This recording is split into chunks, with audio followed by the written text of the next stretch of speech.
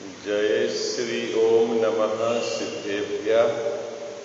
जय श्री ओम नमः सिद्धेभ्यः। जय श्री ओम नमः सिद्धेभ्यः। ओंकार बिंदु संयुक्तम नित्यं ध्यायन्ति योगिनः कामदं मोक्षदं चैव। ओंकाराय नमो नमः। मंगलम भगवान वीरो मंगलम गौतमोगणी मंगलम कुंद कुंदार्यो जैन धर्मोस्तु मंगलम। सर्व मंगल मांगल्यम सर्व कल्याण कारकम प्रधानम सर्वधर्माणां जैनम जयतु शासनम। जैनम जयतु शासनम। जैनम जयतु शासनम। नमः श्री समयसाराय स्वानुभूत्याश्चकासते चित् स्वभावाय भावाय सर्वभावान्तरे छिदे। इस भव के सब दुखन के कारण मिथ्या भाव तिनकी सत्ता नाश करी प्रगटे मोक्ष उपाय। प्रगटे मोक्ष।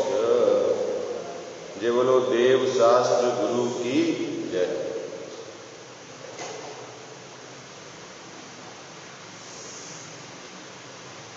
संयोगों में इष्ट अनिष्ट की कल्पना मिथ्या है। प्रकरण ये चल रहा था अपना चौथे अधिकार में, उसके आधार से, क्योंकि एक ही संयोग दो भिन्न भिन्न जीवों के लिए अलग अलग है। किसी को इष्ट लगता है, किसी को अनिष्ट लगता है। एक ही संयोग एक ही जीव को अलग अलग काल में अलग अलग लगता है। कभी इष्ट लगता है, कभी अनिष्ट लगता है। जो मुख्य रूप से ऐसा लगता है कि यह संयोग अनिष्टकारी है, लेकिन स्थान और जिसने कहा यह दोनों इस बात को ध्यान में रखें, तो ऐसा लगता है कि वह किसी समय तो इष्टकारी लगता है, किसी समय अनिष्टकारी लगता है। गाली ससुराल में अच्छी लगती है और अन्य जगह अन्य स्थान पे दी जाए तो बुरी लगती है। इस प्रकार टोडरमल साहब ने यह बात स्पष्ट करी, तर्क के माध्यम से आपको सोचने के लिए विवश किया। भाई विचार कर, सामग्री में इष्ट अनिष्टपना है नहीं। तेरे उदय के अनुसार इष्ट अनिष्ट लगते हैं, और तेरे उदय कब आते हैं कि जब तूने कर्म बांधे होंगे तब उदय में आते हैं। ऐसे तो कर्म चिपकते नहीं।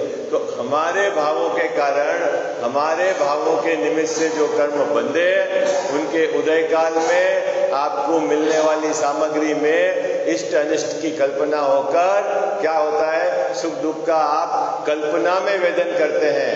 यदि गहराई से विचार करें तो संयोग से न तो जीव सुखी है और न जीव दुखी है।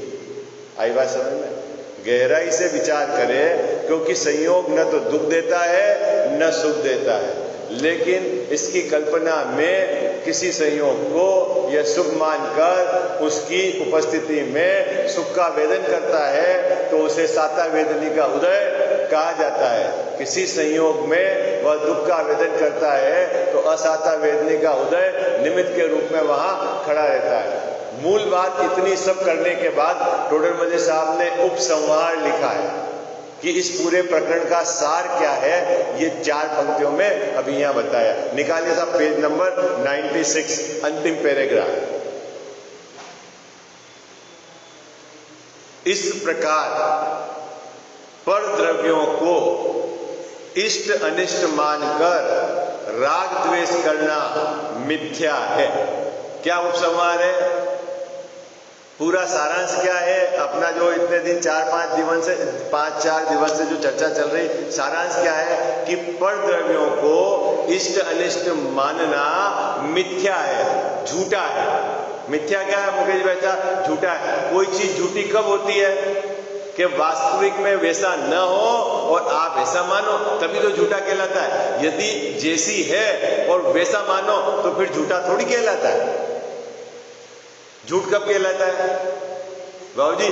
है ऐसा नहीं और मानते आप ऐसा हो, तभी तो झूठा कहलाता है। तो सामग्री में इष्ट अनिष्टपना है नहीं और आप मानते हो इष्ट अनिष्टपना, इसलिए उसको कहते हैं मिथ्या है। अब टोडरमल साहब ने इसी बात को प्रूव करने के लिए एक सपोर्ट लाइन ली। यदि आपके मान्यता के अनुसार सामग्री हो तो आपकी मान्यता को झूठा क्यों कहे? यदि सोने से सुख आता हो, परिग्रह से सुख आता हो, गहनों से सुख आता हो, शरीर की स्वस्थता से सुख आता हो, तो फिर आप वैसा ही तो मान रहे हो, तो फिर आपकी मान्यता झूठी कहां है? क्या तर्क दिया उन्होंने बाबूजी? क्या तर्क दिया?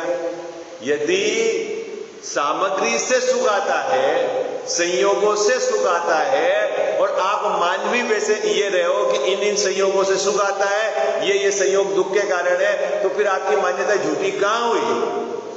झूठी कब कहलाएगी? कि उनसे सुख नहीं आता है और आप सुख मानते हो। बात पकड़ में आई? झूठी कब कहलाएगी? कि आप जो मानते हो वैसा है नहीं। बच्चे से आप दुखी नहीं हो, शरीर से आप दुखी नहीं हो, पड़ोसी से आप दुखी नहीं हो और आप मानते हो कि उससे मैं दुखी हूं, तब आपकी मान्यता झूठी है। ये बात टोडरमल साहब ने अगली पंक्ति में स्पष्ट की। देखो क्या कहते हैं? यदि कंडीशन है, ये शब्द यदि है ना, कंडीशन है बाबूजी। यदि पर द्रव्य इष्ट अनिष्ट होते, मुकेश जी भाई साहब क्या कह रहे हैं? यदि बाहर की सामग्री में ऐसा बंटवारा हो कि ये सामग्री इष्ट और ये सामग्री अनिष्ट, यदि ऐसा हो और आप मानते भी वैसा हो, बाबूजी यदि सामग्री में इष्ट अनिष्टपना हो और आप मानते भी ऐसा हो, ठीक है, तो फिर आपने कहां झूठा माना है? अभी आप बताओ, सोना इष्ट के लिए इष्टकारी है कि अनिष्टकारी है? बोलो भाई जल्दी। सोना है ना, सोना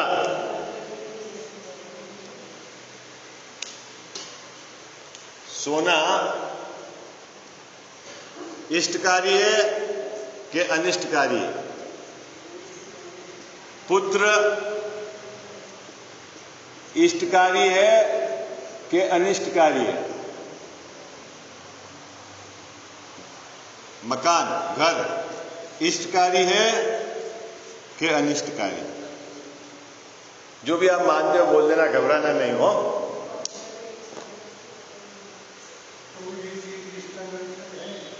हाँ मुकेश भाई साहब, सोना आभूषण इष्टकारी है कि अनिष्टकारी है? पुत्र इष्टकारी है कि अनिष्टकारी है? नहीं बाबूजी, लड्डू नहीं बांटते, पुत्र होता है। काय के बांटना हो? अरे बोलो भाई। हाँ हाँ, मकान है ना, मकान फिर जिमाते हो ना बाबूजी, भोजन वो इष्टकारी है कि अनिष्टकारी? साहब दोनों परिस्थिति में जिमाते हैं। भोजन घर बनता है तब भी जिमाते हैं और कोई चला जाता है घर का सदस्य तो भी जिमाते हैं। नहीं क्या क्या विचार करना है? ये जो संयोग है, सोना पुत्र घर, यदि इष्टकारी है और आप मानते हो कि है ये इनके कारण मैं सुखी हूं, तो फिर आपका मानना झूठा कहां हुआ? ये प्रश्न है। और आप कह रहे हो कि मेरी मान्यता झूठी है। अगर आपकी मान्यता झूठी कब होगी? जब ये इष्टकारी ना होंगे। तर्क समझ में आया टोडरमल साहब का? क्या कहा? यदि ये सामग्री में इष्टपना हो और आप इनको इष्ट मान रहे हो, तो फिर आप झूठे कहां हो?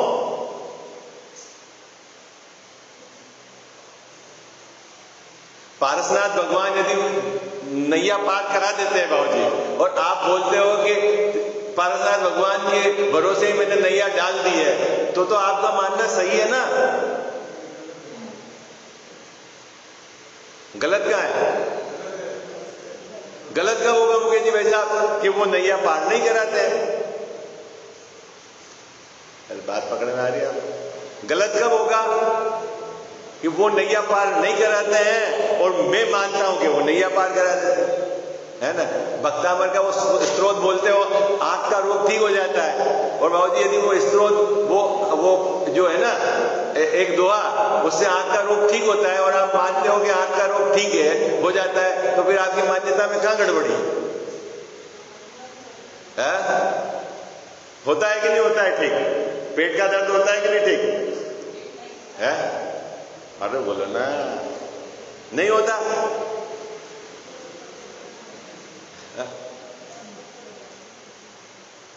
वो यदि ठीक होता और आप भी मानते हो कि उससे ठीक हो जाए, तब तो आपकी मान्यता झूठी नहीं है। वो ठीक नहीं होता है और आप मानते हो ठीक होता है, इस कारण ये कहा गया है कि आपकी मान्यता झूठी है, भरमार है। आप अभी नई जितने भी स्त्रोत पढ़ रहे हैं ना, भक्तामर के छप रहे हैं बाबूजी, हर दोहे में एक एक बीमारी का इलाज है?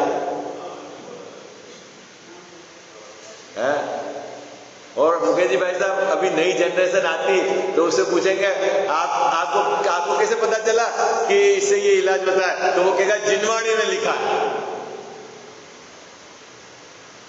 अभी आपको पता है अधिकतर गांवों में जिनवाणी किसको कहते हैं? जो पूजन की किताब रहती है ना, उसी को जिनवाणी कहते हैं। किसको? पूजन की जो किताब है ना, वो क्या कहलाती है ऋतु भाभी जी? जिनवाणी। असल में वो जनवाणी है, वो तो कवियों ने लिखी है। जिनवाणी तो ये है, जिनेंद्र भगवान की वाणी, वो तो ये है। लेकिन जगत में ऐसा चल गया है बाबूजी कि ये बात तो सुनने का कुछ है नहीं। और आपको पता है, उस जो पुस्तक पब्लिश करता है उसको अपनी पुस्तक ज्यादा से ज्यादा चलानी है, हर मंदिर में पहुंचानी है। तो उसमें क्या करेगा आपको बताऊं, एक तो पीछे चौगड़िया भी लगाएगा, नहीं, दिन का चौगड़िया और रात का चौगड़िया उस पुस्तक में छप जाएगा। फिर सूतक पातक, क्योंकि पुस्तक को आपको मल्टीपर्पज बनाना है ना, बाकी तो कौन पढ़ेगा इसे? हाँ?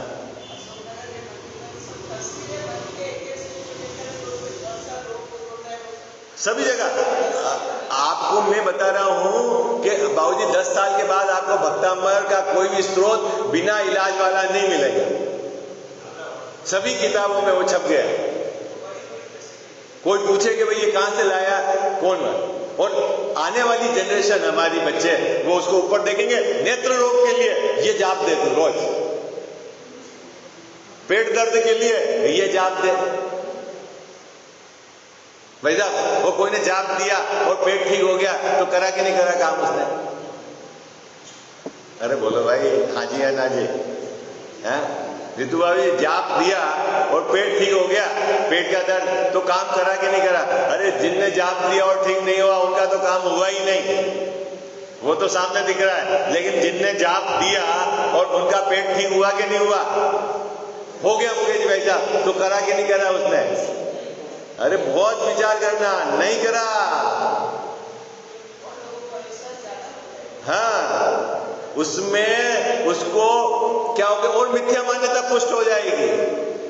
बाबूजी, दो बातें हैं, जिसका नहीं हुआ उससे विश्वास हट जाएगा, जिसका हो गया उसकी मिथ्या मान्यता पुष्ट हो जाएगी।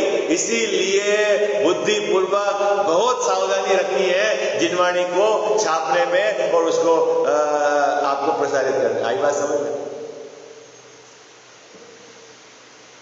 भैया? अब आपको तो भाव हुआ छपाना है 2-5 हजार रुपए अपने परिवार में, इनके उपलक्ष्य में, तो क्या करना? कोई पुस्तक मिलती है, उसकी कॉपी कर ली, आपने विचार नहीं करा सही है गलत है, आप और डिस्ट्रीब्यूट करो। बहुत गहराई से ज्ञानाभ्यास करना भाई। वही तो, न तो पढ़ी, न किसी विद्वानों जो है उसके विशेषज्ञ उनसे राय नहीं ली। अब आजकल तो फरमाना काम हो और फिर दान दे दिया, धर्म हो गया। अब मालूम ही नहीं कि तू मिथ्या मार्ग को पुष्ट कर रहा है। बाबूजी, उसको पता ही नहीं है जो जिनेंद्र भगवान के विपरीत मार्ग को पुष्ट कर रहा है। किसी की भी तस्वीर, कोई भी कैसा चमत्कार की 2 व्हाट्सएप पे भेजो। क्या कर रहे हो आप बाबूजी उसको? हमारे भगवान बीतरागी, ठीक है, चमत्कार करते हैं क्या?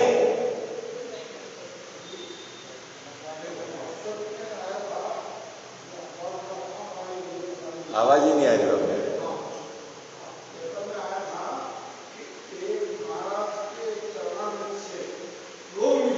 हाँ, अब अपने को निर्णय करना है मिटते हैं कि नहीं मिटते हैं।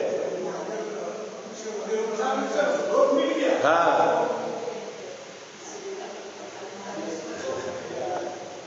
अब अपने को, मैं तो महाराज छोड़ो, मैं तो भगवान की बात कर रहा हूँ। आप तो और पार्शनाथ भगवान की बात कर रहा हूँ कि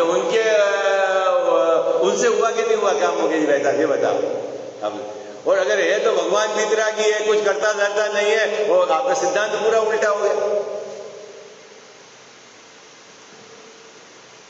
देखो, जब तक श्रद्धा सम्यक नहीं होगी मोक्ष मार्ग प्रारंभ नहीं होगा। और सबसे ज्यादा देवशास्त्र गुरु के संबंध में गहराई से विचार करके निर्णय करना है। क्यों कि वहां यदि गलत निर्णय है तो उनके आश्रय से तेरी सब मान्यता गलत चलती है। यदि तूने गुरु का निर्णय सही नहीं करा, गलत को पकड़ लिया, और फिर वो जो बताएगा वो तो डेफिनेटली गलत बताएगा, फिर उसको फॉलो कर लिया। देव की बात तो सुनता नहीं है क्योंकि जिनवाणी पढ़ता नहीं है, और बाजार में जो जिनवाणी उपलब्ध है वो अनंत भगवान की बात है कि नहीं, कैसे मिलान करेगा। बहुत सावधानी की जरूरत है बाबूजी, नकली माल बहुत है बाजार में, और आप नकली वालों को आरोप नहीं दे सकते इनको बंद करो, इनको बंद करो, इनको बंद करो। भैया समझदारी आपको ही है। माल खरीदते समय आपको ध्यान रखना पड़ेगा कि क्या माल सही है कि नहीं। वैसा है, सरकार ऐसा नहीं करती, लोग मिलावट कर देते हैं। अरे अब जाने दो, इतनी बड़ी दुनिया है, तेरे को माल खरीदना है ना तो तेरे को अपनी बुद्धि लगानी पड़ेगी। मुकेश भाई साहब, जगत को चेंज नहीं कर सकते आप। आगम के अनुसार जब तक चारों अनुयोग से मिलान होकर आपको विचार करके निर्णय में नहीं आती बात, तब तक अपने को बहुत गहराई से विचार करना है। चर्चा क्या चल रही है? सामग्री इष्ट अनिष्ट नहीं होती। अगर सामग्री इष्ट अनिष्ट होती और तू भी अगर इष्ट अनिष्ट मानता तो तेरी मान्यता झूठी कहां है, सच्ची है?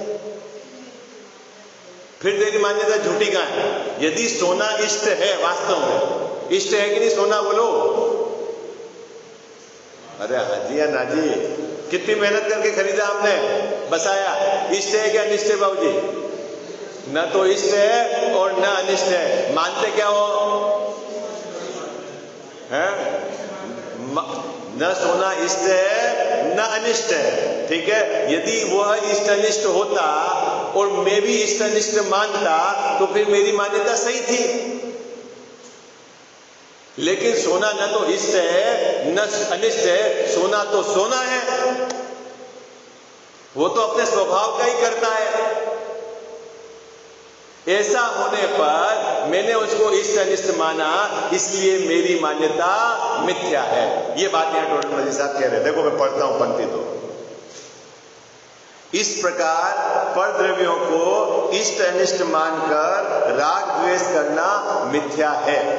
यदि पर द्रव्य इष्ट अनिष्ट होते और वहां राग द्वेष करता तो मिथ्या नाम न पाता।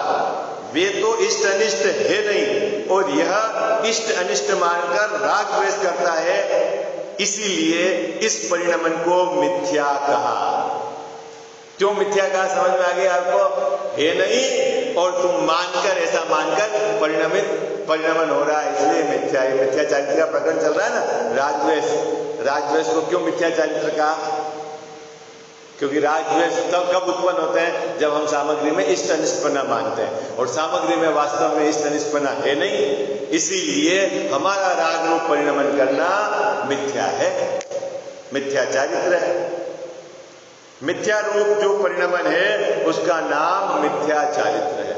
ये यहां पर मिथ्या चारित्र का प्रकरण, उसमें इष्ट अनिष्ट की मिथ्या कल्पना ये पूरी हुई। अब विचार है राग द्वेष का विधान व विस्तार।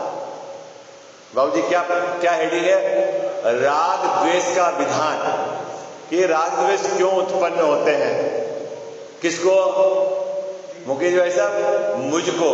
और उसका विस्तार फैलते कैसे? हेडिंग क्या है? राग द्वेष का विधान और विस्तार।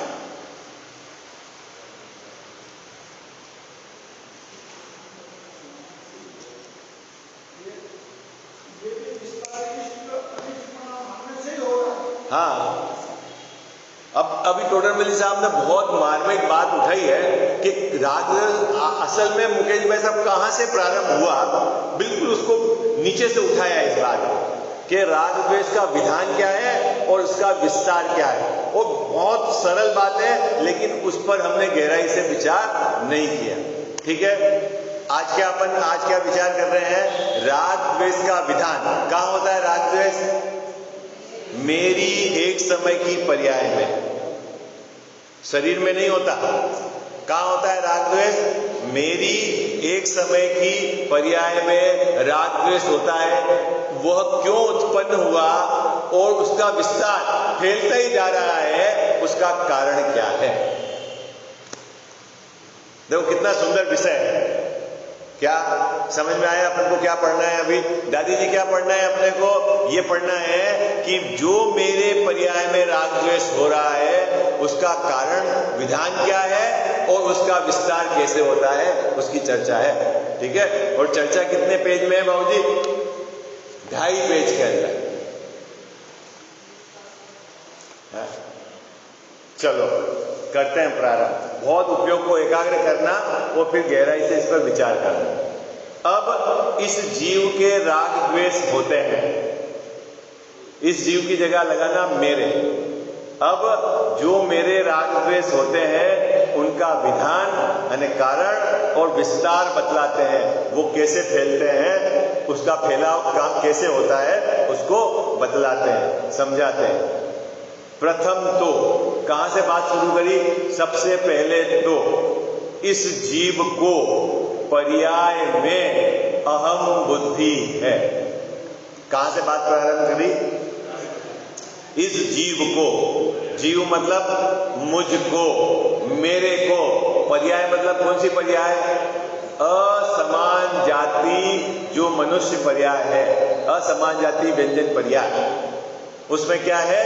अहम बुद्धि है। अहम मतलब मैं हूं। मुकेश जी बेटा, मैं हूं। मैं कौन हूं? मैं हूं, मनुष्य हूं, 48 वर्ष का हूं। तो मैं हूं का, मैं हूं मतलब तेने किसको मैं माना है? असमान जाति व्यंजन पर्याय, उसमें एक तो तू है और फिर उज्ज्वल परमाणु के ढेला, सबको मिला के तेने मैं मान लिया, है ना। देखो सब विधान का सबसे प्रारंभ में क्या है? सबसे पहले तो एक है आत्मा, और उसके साथ ये शरीर। इन दोनों की मिलीजुली पर्याय का नाम है असमान जाति व्यंजन पर्याय। असमान जाति क्यों कहा? ये तो है पुद्गल, अन्य जाति का है, अन्य द्रव्य है। ये है जीव, ये अलग है, और दोनों एक क्षेत्र होगा रहते हैं। असमान जाति व्यंजन पर्याय है ना, प्रदेशत्व गुण का विकार, उसके आधार से ये नाम है। ठीक है, आई बात समझ में आपको? कौन कौन? एक है ये मतलब मैं, और यहां कितने हैं? यहां अनंत पुद्गल परमाणु, इनका ठेला, सब मिलकर इसका नाम क्या पड़ा? मनुष्य। मनुष्य में और बंटवारा करो तो पुरुष, स्त्री, ये है ना। पुरुष बोलते हो तो पुरुष किसको बोलते हैं मुकेश भाई साहब?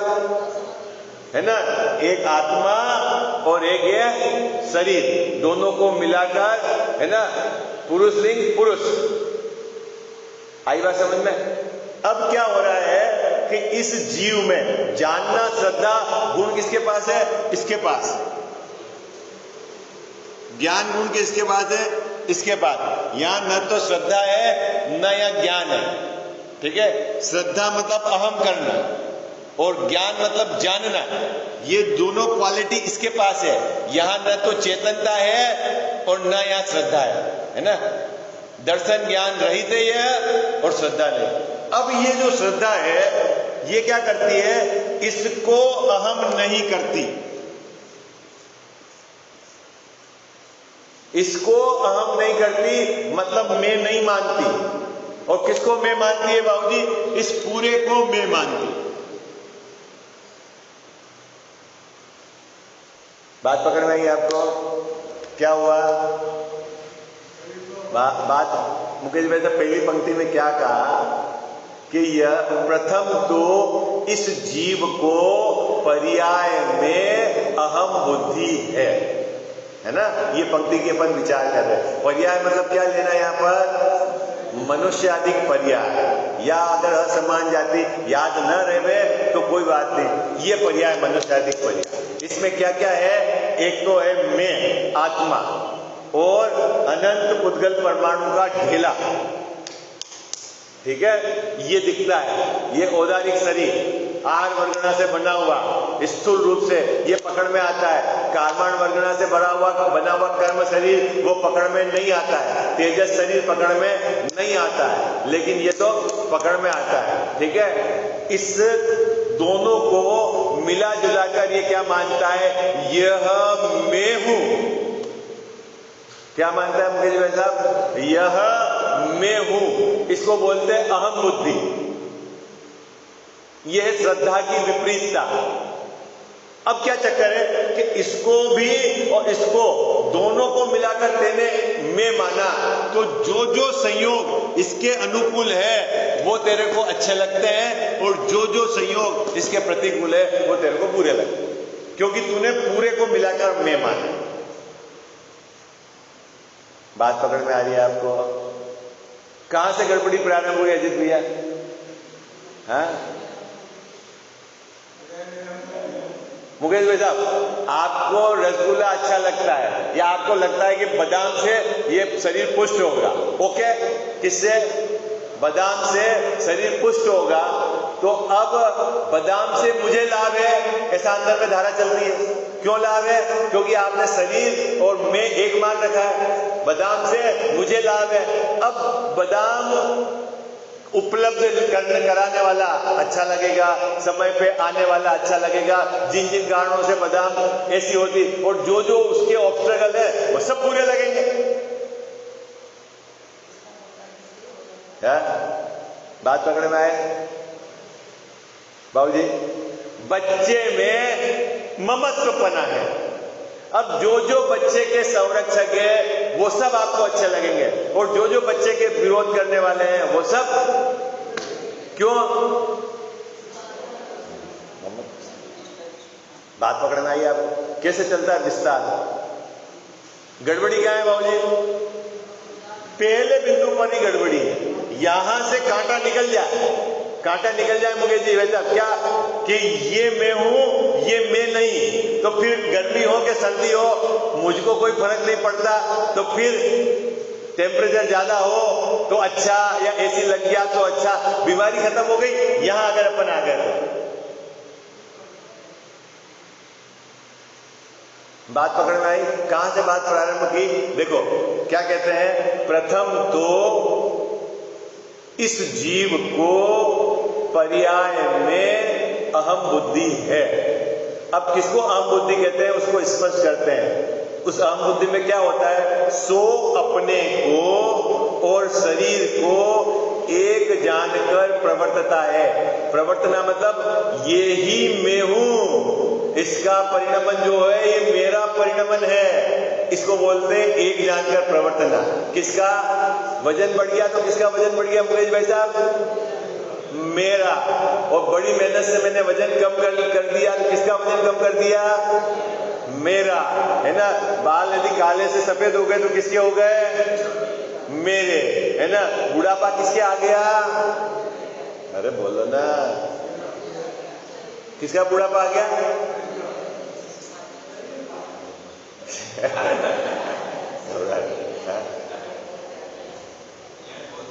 क्यों? ऐसा क्यों? कि उसमें अहमपना है, एक है। ये तो जिनवाणी सामने है और सेंटेंस है, इसलिए बोल लेते हो कि शरीर का बुढ़ापा आ गया, बाहर निकलते बोलो अब मेरी उम्र हो गई, अब तो मेरे को ये सब काम करके जाना है। नहीं बाबूजी, बोलो अब अपने को जाना है तो सब उम्र हो गई मेरी। किसकी उम्र हो गई है? मैं वो अहमपना है, और वो अहमपना जब तक आपको भेद विज्ञान करके भिन्नता भाषित नहीं होगी, दोनों का भिन्न स्वतंत्र परिणमन भाषित नहीं होगा, मैं इसका कुछ नहीं करता, ये मेरा कुछ नहीं करता, जब तक आपको विचार करके निर्णय नहीं होगा, तब तक ये मान्यता आपकी पुष्ट होती जाएगी। क्या बोला बाबूजी? दोनों की भिन्नता, इसकी और इसकी भिन्नता कैसे? कि मैं इसका कुछ नहीं करता, ये मेरा कुछ नहीं करता, इसका परिणमन स्वतंत्र है, मेरा परिणमन स्वतंत्र है। भले ही हम एक क्षेत्र में रह रहे हैं, मैं मुझसे हूं, ये इससे है, मैं मेरे से जाता हूं, ये इससे जाता है। बोलो है कि नहीं? अरे बोलो ना, है कि नहीं? है ना? कि गड़बड़ है? यही है ना? और मैं मानता क्या हूं? ये पूरा का पूरा उससे विपरीत मानता हूं। अब इस विपरीत मान्यता से रागद्वेष और उसका विस्तार होता है।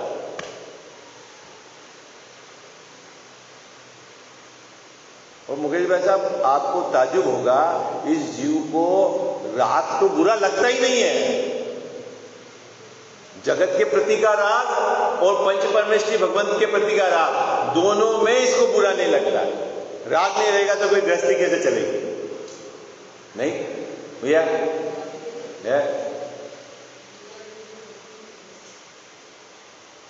कैसा रहता है? उसके बिना काम नहीं चलेगा।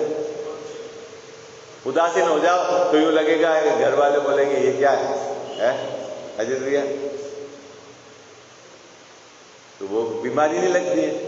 अब बीमारी, अभी जो बीमारी है उसको बीमारी नहीं मानो तो फिर बीमारी मिटेगी कैसे? दादा का उदाहरण सुना प्रसिद्ध आपने, खांसी का? सुना कि नहीं सुना आपने? कितने लोगों ने सुना? अभी बस 5-7 लोगों ने सुना बस। क्यों, आप लोगों का कभी भी प्रसंग नहीं बना क्या सुनने का? वो उदाहरण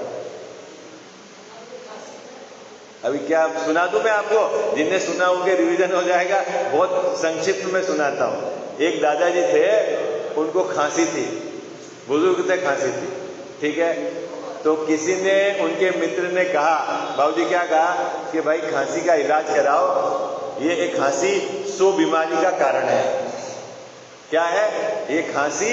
मुकेश भाई साहब 100 बीमारी का कारण है, और टीबी हो जाएगी, फेफड़े कमजोर हो जाएंगे, और इससे मृत्यु भी, मौत भी आ सकती है, इसलिए तुम इसका इलाज कराओ।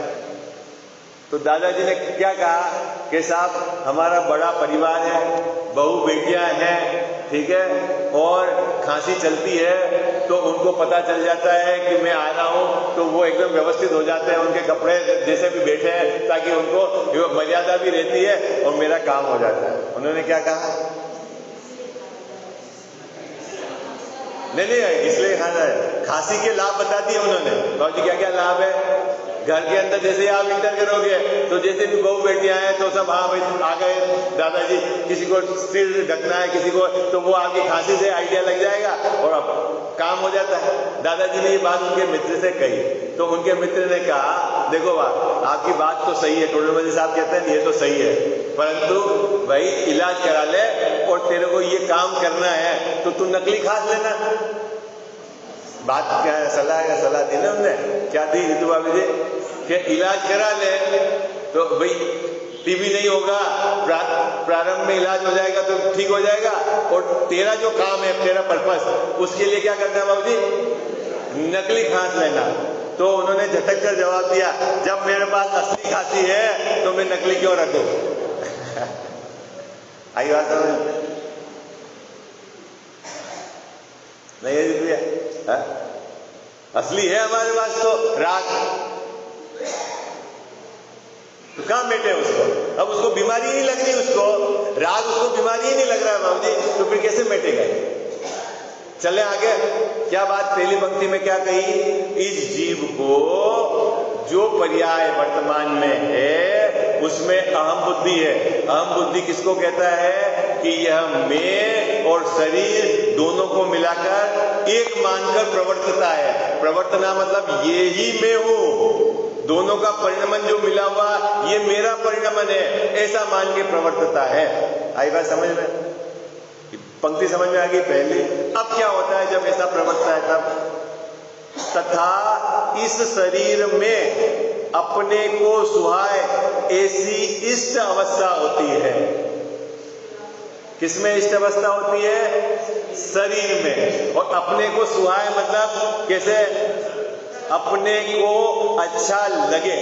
अच्छा कैसे लगता है भाई? इष्ट अवस्था तो होती शरीर में। अपने को सुहाए, अपने को कैसे सुहाएगा? कल्पना में। मुकेश वैसा कल अपने को सर्दी का मौसम अच्छा लगता है, कौन को अच्छा लगता है?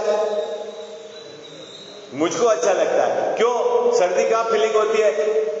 सर्दी मेरे को लगती है सर्दी नहीं, सर्दी का तो ज्ञान होता है, और इस शरीर को जो सुहाए आपको ऐसा लगता है कि मेरे को अच्छा लगता है।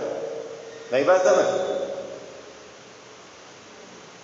देखो क्या पंक्ति समझ में आई आपको? पहले तो जीव ने इस शरीर में अहम बुद्धि स्थापित करी, दोनों को एक मानकर प्रवर्तता है। अब शरीर में जो चीज सुहाए वो इसको अच्छी लगती है ना?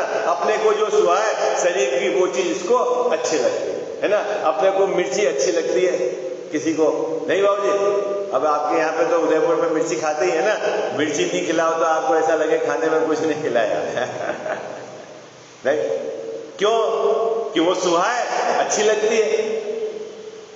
जल रही है जीवान तो भी मुकेश भाई साहब अपने को वो अवस्था अच्छी लगती है, सुहाता है। ठीक है, अब आगे देखो क्या कहते हैं? इस शरीर में अपने को सुहाए ऐसी इष्ट अवस्था होती है, उसमें राग करता है। राग करता है ना, अच्छा लगता है। राग किसको हो रहा है? जीव को। और अवस्था शरीर की अच्छी है। फीलिंग क्या हो रही है? सर्दी कहां होती है भाई साहब? सर्दी कहां होती है? इधर। अच्छा किसको लगता है? मेरे को लगता है। क्यों लगता है? कि मैंने शरीर को अपना मान रखा है। बाबूजी बात पकड़ लाई आप? फिर से बोलता हूं। अच्छा किसको लगता है? अच्छा किसको लग रहा है? मेरे को। शरीर को नहीं लग रहा है। वहां शरीर को तो वेदन ही नहीं है। किसको अच्छा लग रहा है मुझे वैसा? मेरे को। और अवस्था किसकी? शरीर की जो अनुकूल अवस्था जिसको इष्ट मानते हो। तो क्यों ऐसा लगता है? क्योंकि मैंने मेरे को और शरीर को दोनों को मिलाकर एक माना। भेद विज्ञान नहीं है, यहां भिन्नता है। देखो फिर से पढ़ता हूं। इस शरीर में अपने को सुहाए ऐसी इष्ट अवस्था होती है। किसमें इष्ट अवस्था होती है? शरीर में। अपने को सुहाए ऐसी इष्ट अवस्था होती है। बाल काले हुए मुकेश जी भाई साहब, किसमें हुए? शरीर में। और अपने को कैसे लगते हैं? अच्छे। अच्छा किसको लगा? मेरे को। अवस्था कहां हुई? शरीर में। कैसे हुआ परिणमन उसका? शरीर में। उसके परमाणुओं के कारण अपनी योग्यता से परिणमन हुआ। क्या हुआ मुकेश भाई साहब? बाल का काले रूप परिणमन होना वो शरीर की अवस्था थी, और मेरे को अच्छी लगी। क्यों? कि मैंने अपने उस शरीर के साथ अहम बना। अब ये बाल यदि सफेद हो जाते हैं तो शरीर की अवस्था है, लेकिन मेरे को क्या लगती है? अच्छी नहीं लगती। आई बात समझ? अब मैं क्या करूंगा? काले को तो अच्छा लगता है, तो काले काले बालों के प्रति तो मेरा राग है, और सफेद सफेद बाल जो हो गए उसके प्रति मेरा द्वेष है।